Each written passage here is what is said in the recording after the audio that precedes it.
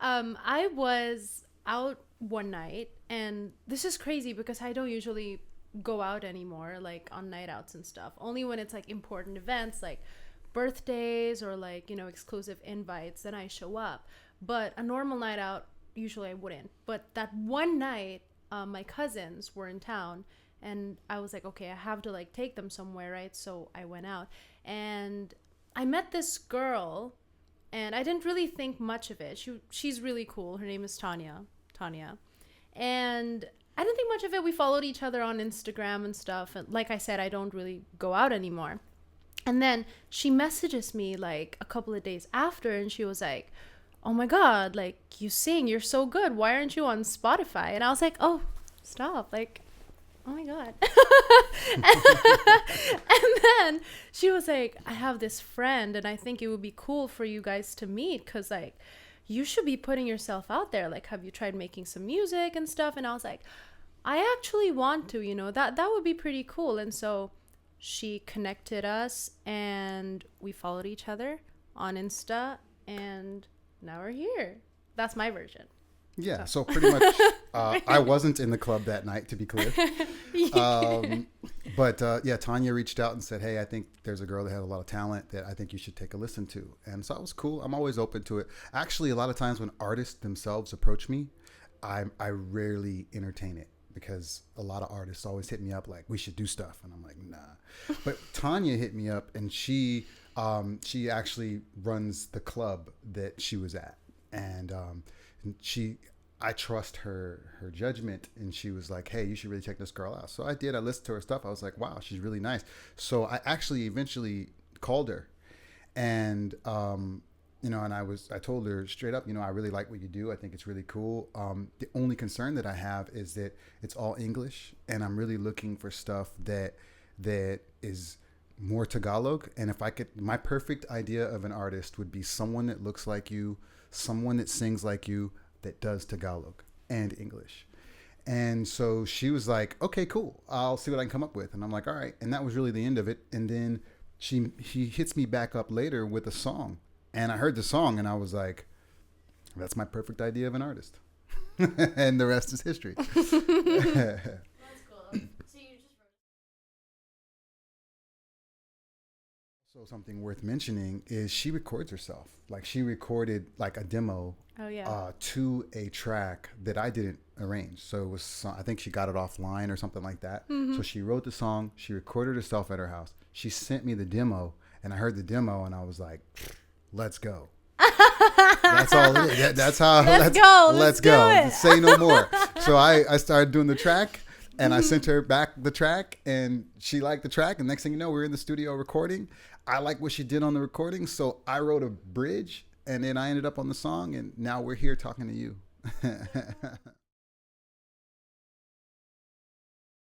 I'm not sure how accurate this is, but my mom says I started singing when I was 2.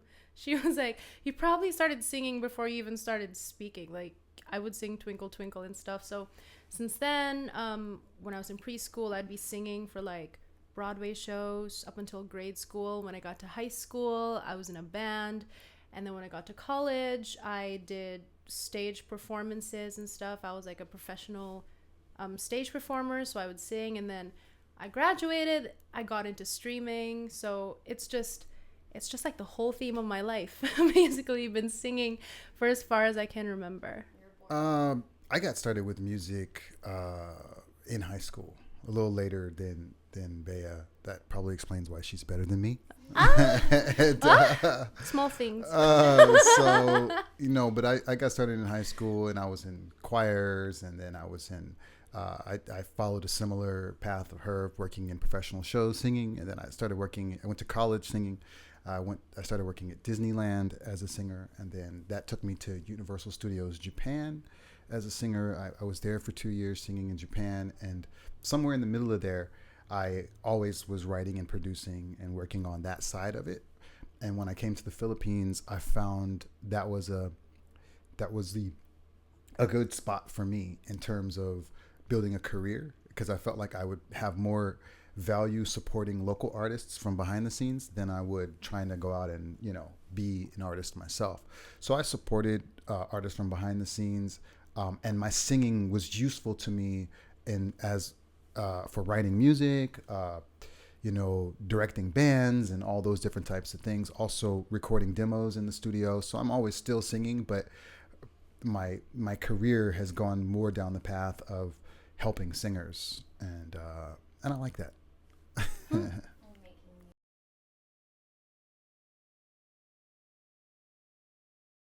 I think my biggest inspiration now would have to be wanting to make things that matter, because I've been doing music for quite a while, right? Like I told you guys, since I was like a kid.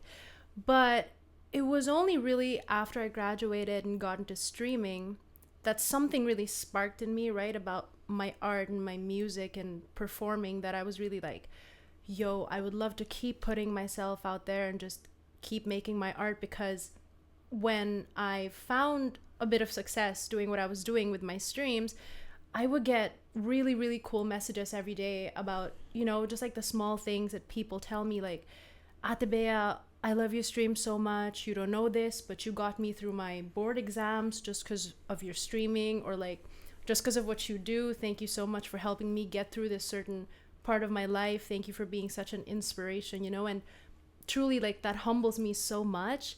And like I said, it sparked something in me. Ever since then, I was like, I would love to be making more things that matter and making more things that keep inspiring people in the best ways that I can. And for me right now, that's music. So that would have to be my biggest inspiration.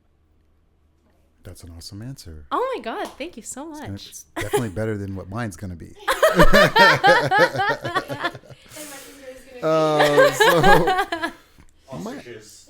My biggest inspiration. First of all, I doubt that. Okay.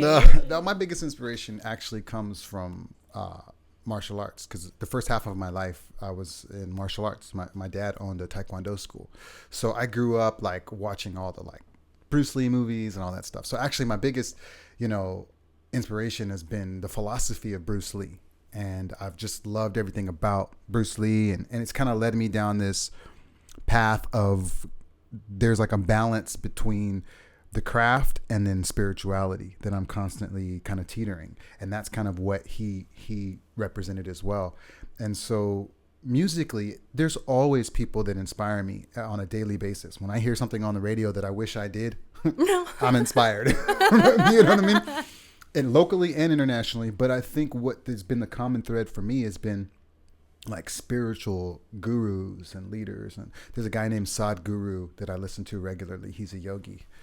And I listened to him, and it really recenters like why I do this. And going back to what Bea said, like her inspiration is more about like having an impact and making sure that, what gets her waking up in the morning and wanting to continue to do this is having that impact. And I found that spiritual leaders like Sadhguru and the philosophies of guys like Bruce Lee have led me to the same place, where it's not about trying to impress people. It's about reaching people through this particular vessel of music, Yeah. Like Bruce Lee reached a lot of people through his vessel of martial arts and brought a whole culture to another culture, and gave insight into his way of life and his way of thinking and those people's way of thinking. And that's what I'm trying to do here in the Philippines.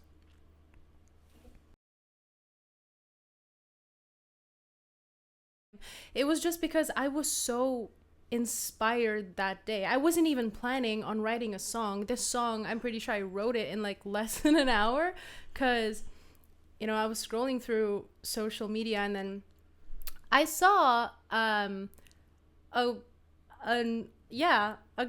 ex. How do you an ex? Yeah, a past relationship. I was looking at him like he would know the answer. Come on now. He was like, I don't know. It's you.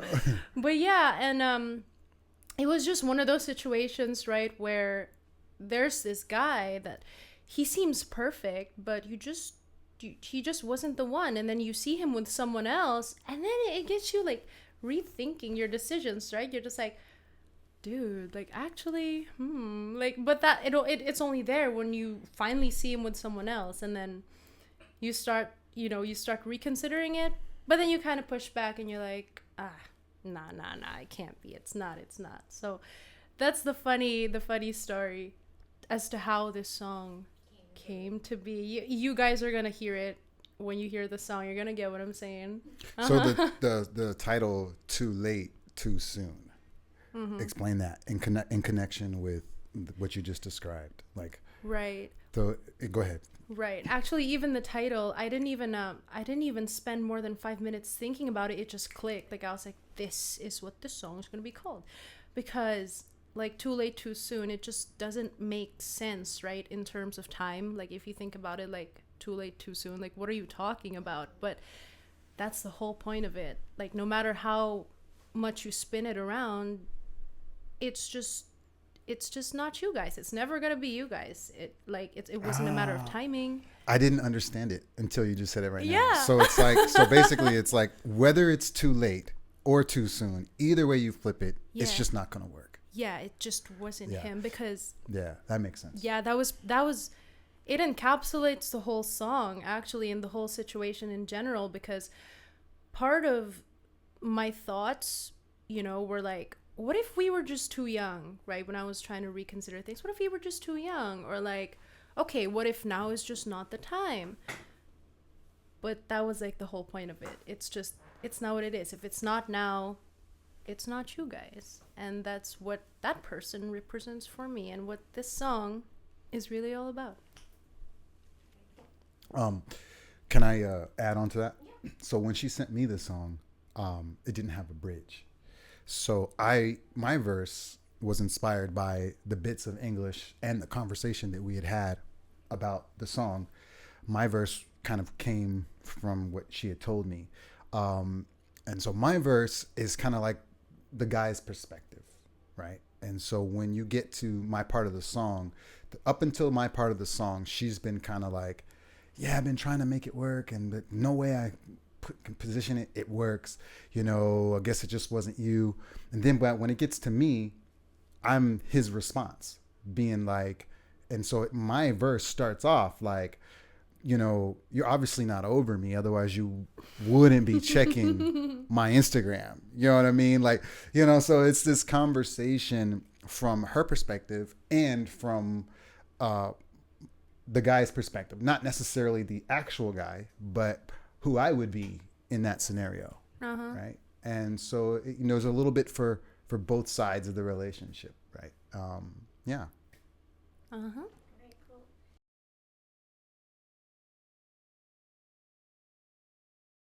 The inspiration for the arrangement came from the original track that she had recorded the song to. So she had recorded the song to a track already. She sent that to me. We definitely couldn't use that track. So I had to make something else. And so for me, it's always about teetering the line between not doing something that's so drastically different that she can't sing on top of it because she's still stuck on the old track. So I want to keep it in the vein of what she gave me, but then also add me to it, and take it to the next level. So I did that, and then I brought her back to the studio and I played it for her, like what I did, and I actually videoed her reaction to it. So she was pretty excited about it. So I knew, like, okay, we're on the right track. But yeah, inspiration for me is just always about considering the artist and knowing what their vision was and what drew them to that initial track to begin with, and then making sure that I add me to it.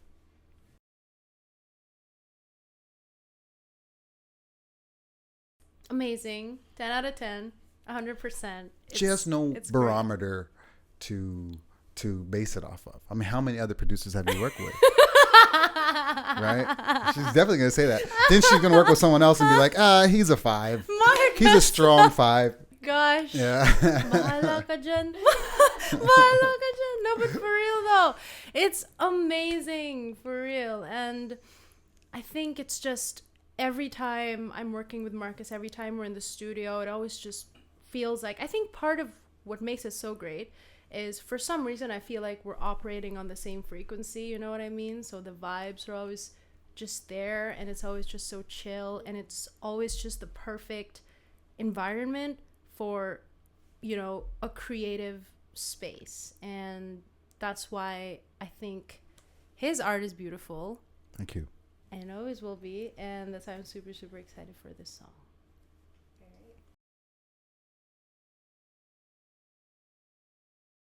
because I've worked with so many artists, a lot of times the challenge with working with new artists is bringing something new to the table for me and for them. And so when an artist just comes to me and says, "Hey, I want to be famous. I want to be an artist. Can you write me a song? Can you produce me a song?" That's the worst case scenario for me, because I'm like, I've done that 1,000 times and I don't know what I can do that's going to be new, right? But when you have an artist like Bea who comes with her own writing, her own perspective on life, and her own ability to inspire me by recording something that I listen to and go, "Yeah, let's do that. Let's do that," you know? And not only that, hey, I'm so inspired by what you did. Let me write to it. Let me sing on it too. And I think so. The proof of what I think about her is in the final product, because not only did I put my best into the final product, but I also came on board as an artist myself, which I don't do with every artist that I work with. So, and my message to most artists out there is, if you want to work with producers, you got to be more like her. You gotta, you have to, no, sincerely, you know, you have to want to write your own stuff, have your own perspective, and inspire the people that you want to work with. Don't wait for them to inspire you. You'll be waiting forever, you know.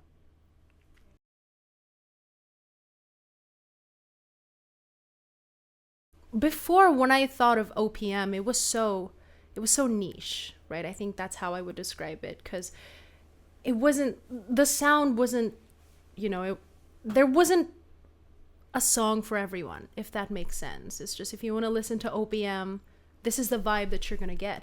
But now when you say, I want to listen to OPM, oh, there's so many ways you can go. We now have like good hip hop, R&B, the classic ballads are still there. It's so cool how much we've grown, and that makes it so much more inspiring just to see how much more we're going to grow and what other new things can be brought to the table as we move forward.